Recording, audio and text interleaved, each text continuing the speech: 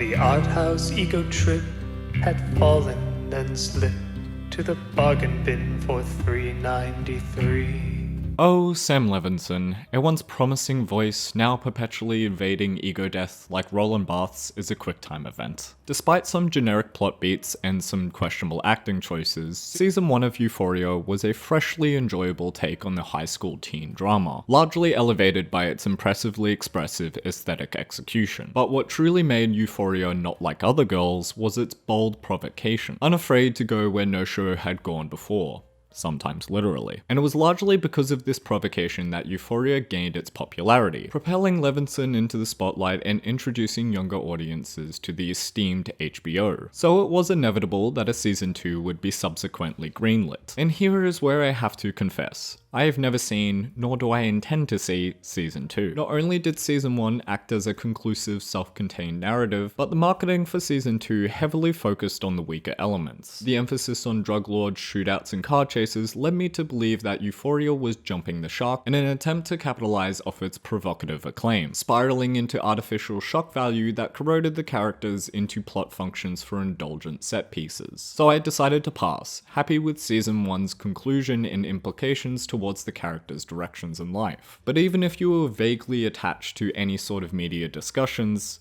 the reactions to Season 2 were unavoidable, and became an enjoyable pastime to vicariously experience the show's decline through anecdotal outrage. And it was here that the general consensus pulled the rug on Levinson, exposing him as a one-trick pony with questionable work ethic. This shift was further confounded in the reactions to Malcolm and Marie. Some believed that it wasn't his story to tell, being a white man given lengthy diatribes on the struggles of black artists. Others believed the characters weren't people but vessels for ideas, nullifying emotional impact by effectively being a PowerPoint presentation, and many just weren't into a purely dialogue-driven film. Whether you liked Malcolm and Marie or not, it is undeniable that this led to a retrospective criticism of both Levinson and his work. If Euphoria Season 1 is 13 Reasons Why but good, then Season 2 is still 13 Reasons Why, but somehow better. And if Malcolm and Marie is Diet Cassavetes, then The Idol is Neon Demon, but somehow less interesting. And you know it's bad when the antecedent is self-proclaimed violence fetishist, Nicholas Winding Refn. But with all that preamble out of the way, let's talk about The Idol. The Idol follows Jocelyn, a young musician with a tragic past attempting to make an album following a mental breakdown. And through a series of contrived LA lifestyle partying, Jocelyn becomes in orbit with the enigmatic Tedros. From that baseline description, it's pretty easy to guess the narrative direction. Jocelyn becomes increasingly more wrapped up in the exploits of Tedros, much to the protest of her producers, who are inadvertently doing the exact same exploiting, causing Jocelyn to spiral into a similar mental breakdown that she experienced before. Every single beat you expect from this premise is exactly the beats that play out. And that isn't to say this is explicitly bad. Euphoria had similar predictable beats, but the style and moment-to-moment character interactions elevated it far above its contemporaries. The buzzword commentary returns from Malcolm and Marie, reducing the show's characters to archetypical vessels for criticisms of the entertainment industry. Producers are money-hungry, assistants are yes men, and artists are truth seekers. It's no silver bullet to say this show is a shallow and superficial expose of the entertainment industry. But what is damnation is Jocelyn directly stating that commercial pop music is shallow and superficial. I'm sorry, Levinson, but you don't get to make superficial critiques and then critique something as superficial. To insist your show is some grandiose expose of manipulation, abuse, and greed,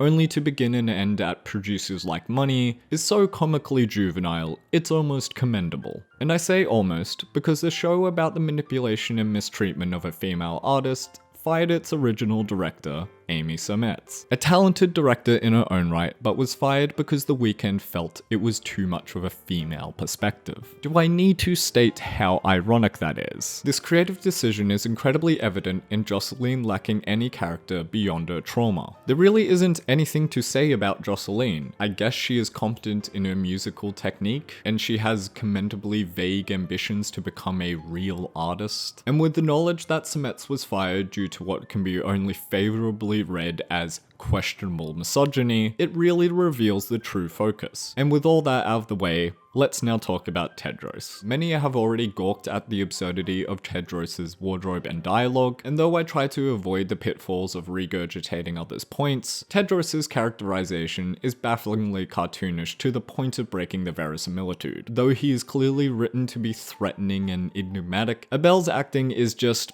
"Well, your fucking ass just fucking stomp your fucking curb stomp." well, it's not good. Considering he is credited with co-creating the show, it comes off as Neil Breen-esque delusions of grandeur. The apologetic reaction is to assume the intent is meant to echo the vernacular and ideology of manosphere speak. Though there aren't overt parallels made to Andrew Tate or his fellow disciples, Tedros' extreme grindset and blatant god complex is something at least to note. I mean, the synopsis directly states that Tedros is a self-help guru and a modern-day cult leader, the former of which still eludes me even though we're over halfway through the show.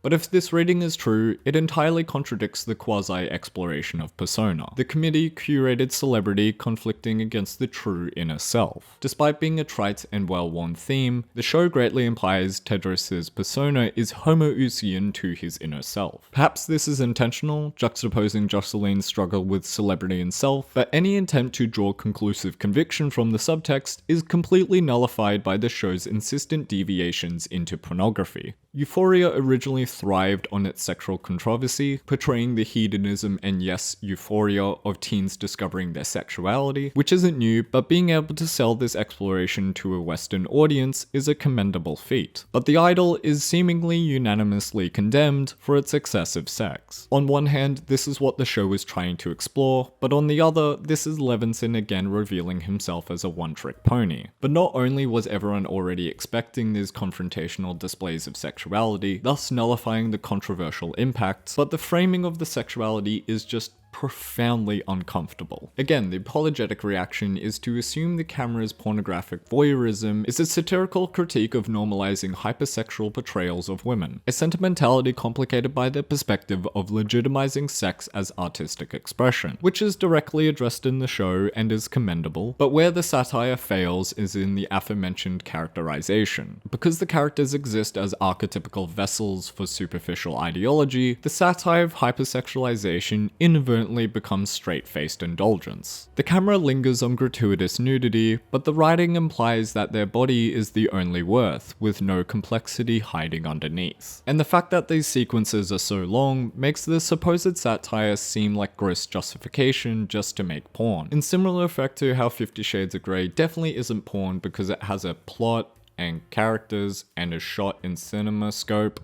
Where the failure of satire becomes outright dangerous is in the now notorious framing of an intimacy coordinator as antagonistic. And whilst I usually agree with the perspective to pass the difference between a character's ideology and the filmmaker's ideology, Levinson has an aforementioned tendency to use his characters as thinly veiled mouthpieces. So it becomes quite problematic when a creator famous for his confrontational provocation disagrees with practices that keep actors safe, framing them as bureaucratic inhibitors of artistic freedom. Levinson can't even fall back on his idiosyncratic aesthetic sensibilities, as the show is technically well made, but the aesthetics aren't in service of a character or a narrative. Episode 1 is particularly egregious, as the opening is clearly written for phonetic energy to convey the chaos on on-set life, with overlapping dialogue and various crew members adjusting technical elements as the outside world intrudes. But the actors speak in very rigid, you speak, I speak, you speak,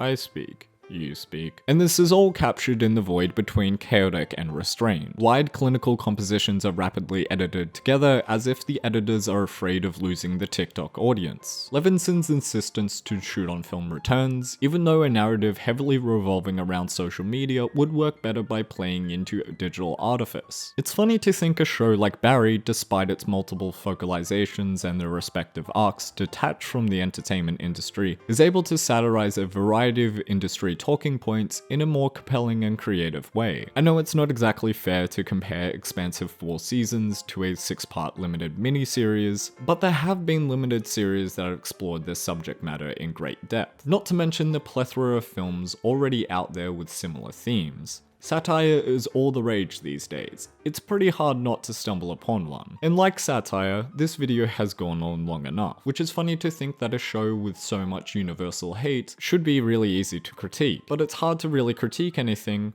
when there's very little to critique in the first place. And this is the catch-22 of reviewing television. There is always inherent value in reviewing unfinished works, as immediate reaction is a legitimate form of criticism, but without definitive conclusion, criticism is ultimately suspended in limbo. Perhaps the show will subvert all of these criticisms, a rug pull of a rug pull that reveals that Levinson the whole time was in on the joke. Or perhaps it will only get worse. Who knows? It's purely hypothetical. But above all, I am a determinist, and Levinson is on the right track to reviewing The Wall.